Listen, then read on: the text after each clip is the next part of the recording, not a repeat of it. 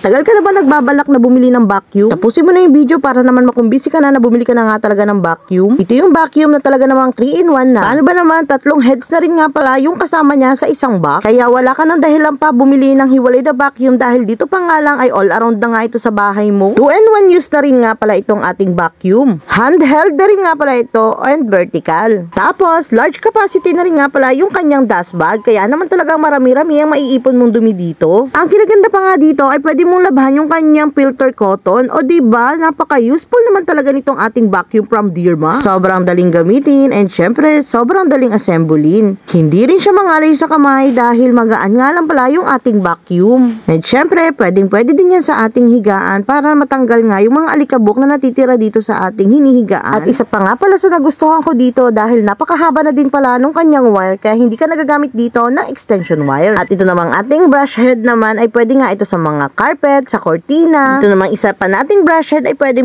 naman ito sa mga sulok-sulok na hindi natin aabot, sa sopa, sa gilid-gilid ng ating sasakyan. O diba talagang napaka-useful ng ganitong klaseng vacuum. Masasabi mong hindi mo pagsisisihan pag ganitong klaseng vacuum nga yung nabili mo. O ano, nakumbinsi na ba kita na bumili ng vacuum? Alam mo na kung saan hahanapin ang link, nandyan lang sa ating yellow basket.